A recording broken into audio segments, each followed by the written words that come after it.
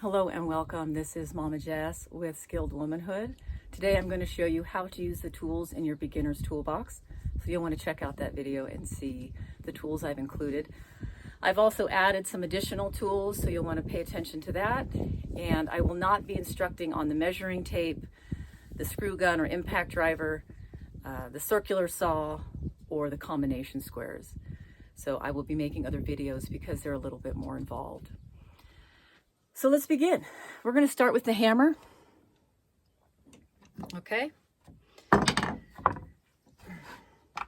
So we know, most of you I hope know, that a hammer drives a nail.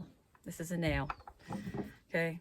When I hold it, I'm not way down low and I'm not too high. I'm kind of in the center, relaxed.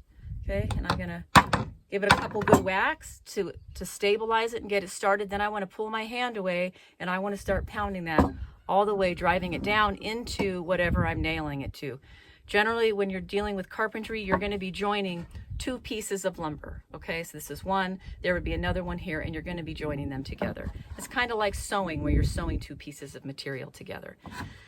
So let's say you've pounded your nail and it bends, which is not uncommon because nails can be made pretty cheaply these days, so they bend a lot.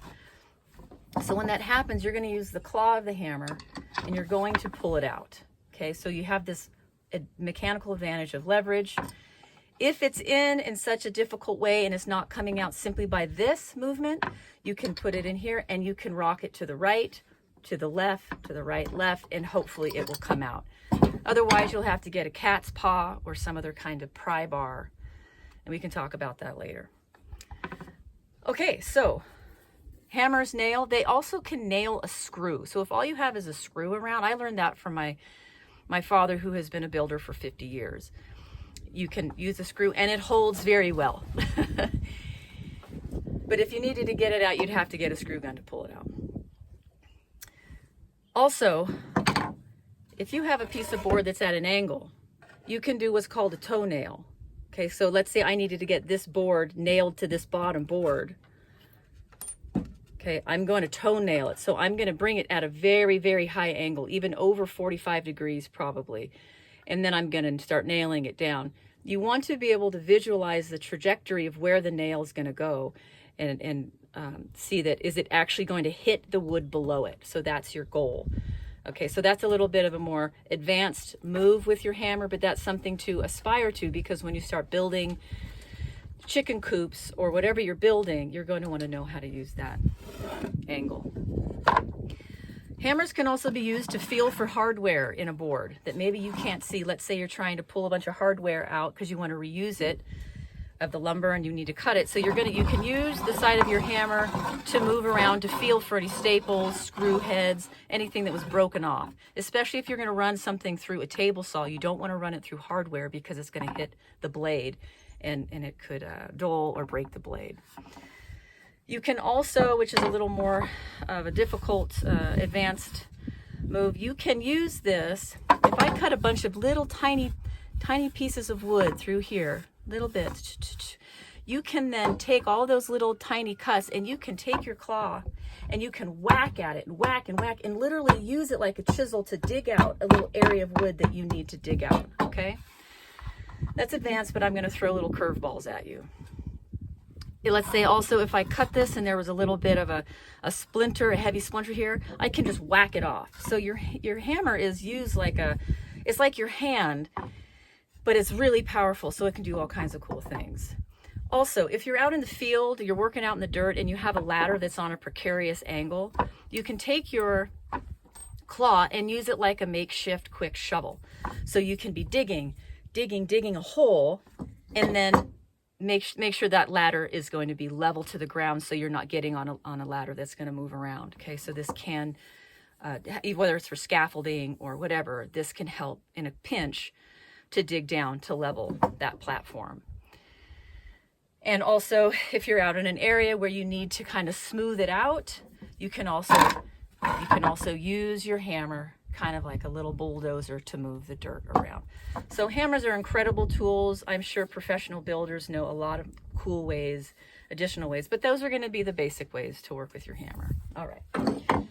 The next thing we're going to work with is a screwdriver. This is my screwdriver of preference that I have with me all of the time in my tool bags because of its versatility. So I seldom use this side, which is a flathead, because flathead screws are uncommon, but periodically you will find them.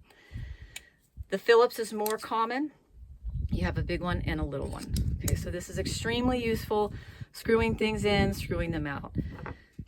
Sometimes you don't want to use a powerful screw gun, and it's better just to slowly use this movement. Okay, you're going to want to put quite a bit of pressure on it to make sure this bit is locked into the hardware that you're using, the Phillips head, because you don't want to strip it. You don't want to do it too lightly where it's going to start stripping out the metal grooves of that Phillips head.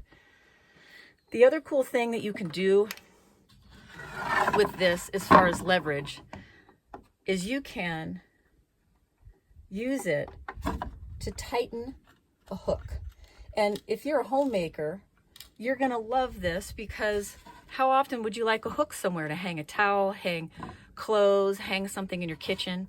Okay, so if you can get it started with your screw gun, just a little hole, you start it, then you can come in and the leverage here will begin to tighten it in so easily. And you're not, like, I couldn't tighten this with my fingers. No way. There's no way. This leverage, mechanical advantage, no problem. Very cool. Also, you can wheel it out. Okay. So this is very, very handy little trick to use. You can also use it to scribe. Let's say I'm working on the wood and I don't have my pencil around. I can use it to scribe into the wood. I can make a little mark. I can also use it just to make a little punch mark to start something that I want to start, like a nail or screw. Okay, very handy. You'll use it all the time. All right, the next thing we're going to use is a utility knife. Now, I told you I used a fixed blade. I prefer it because the other ones can pop in. As you're working with it, it can be popping in all the time, and that's annoying to me, so I don't like that. So I'm going to show you, I've got a dull blade right now, and I'm going to show you how to change this blade. It's a cool little creation of the creators of this. The blades are on the inside, okay? Also, the blades can be used twice. Once, twice. So here, I'm just going to turn it over. Lock it in that little groove. And tighten it up. So utility knives are invaluable. They're always on my tool bags. You can score sheetrock to break it. You can cut insulation. You can mark wood again if you don't have a pencil. You can score it with the blade. You can cut electrical tape and other tape. You can also take burrs out of the inside of piping or whatever it is. Let's say, I needed to clear this out. You can take it on the inside and run it through, whether it's conduit, electrical piping, or anything. PVC pipe is really important. You want to get all those burrs out, so you just run it on the inside and take them out. Okay, they also have a tool for it, but I usually see electricians use this. This can cut zip ties, and of course, it can sharpen your pencil. Okay, so you want to use a sharp blade to do this. Depending on what kind of work you're doing, I know Finnish carpenters, they make it a very pointy mark because they need to have a very pointy lead here because they need it to be very exacting. But I generally am doing more rough cuts, so I don't need it to be that fine. Okay, so you always want to have a nice sharp pencil. Okay, the next thing would be a level. So I have a small level here. This is a larger level. Okay, this is roughly 2 feet. Whenever you're doing bigger jobs, you clearly want to have a longer level because you're going to get a more accurate measurement. But if you're hanging shelving, something like this in your tool bags is very efficient. It's sufficient. So a level, what it's doing is it's giving you an exact measurement of a level and a plumb. Plumb is going to be the vertical line of your wall or whatever lumber you're working with. And this is going to be your horizontal level line. So plumb and level.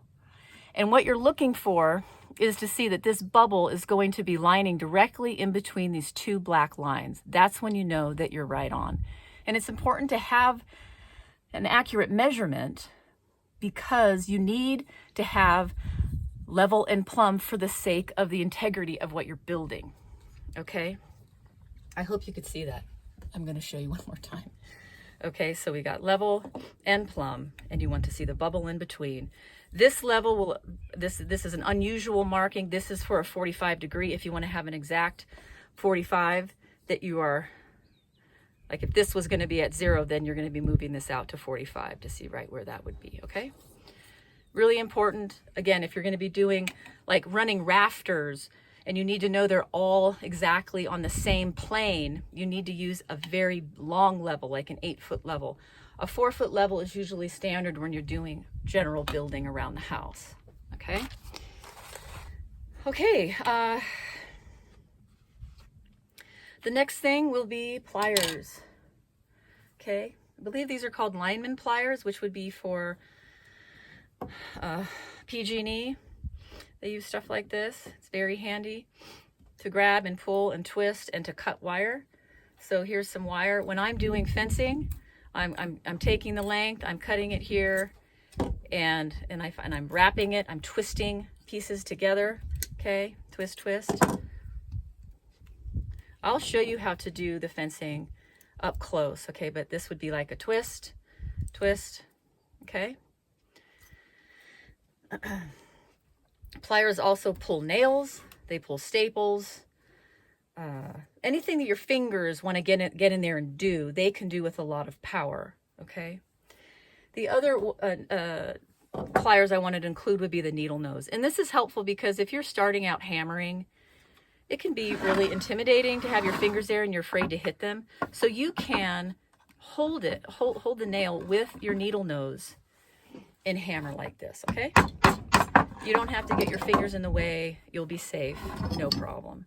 Okay, and also when you're doing electrical, the needle nose are invaluable because they give you the perfect twist to put around the 2 terminals for the hot and the neutral, okay? For the black and the white wire. Okay. The next 2 tools, these are called crescent wrenches. It's kind of like a crescent moon, okay?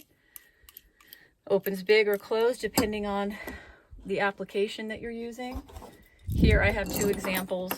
This is an eye bolt, has an eye, like our eyeball. This is a carriage bolt, and you can see this is the nut on it, okay? So you can get the exact, expand this or decrease its width, and this is how you tighten these, okay? The reason I have 2 crescent wrenches out is because there are times when you will need to be hanging on to 2 pieces, 2 nuts, and you're going to be tightening them down, okay? Tighten, tighten, tighten. And this gives an incredible mechanical advantage of force called torque that can tighten you. I'll try to find an example where that's used. Okay, you'll find definitely in plumbing, they'll use really big plumber's pliers, and they can crank and tighten whatever they're doing with the force of both of these, okay? So that's really useful. But generally it's just for tightening nuts with a bolt, okay? And then lastly, I have channel locks, and I really use these mostly to take the lid off of wood glue bottles that have tightened up too much, or from when I do leather stuff, when the barge glue is just so tacky and glued together, I have to use this to get it off. But these are also used extensively with all kinds of things, especially plumbing. So this is also a great tool to have, and generally you have multiple sizes, bigger ones for bigger plumbing jobs and stuff. But those are the basic things, and I don't want you to be scared.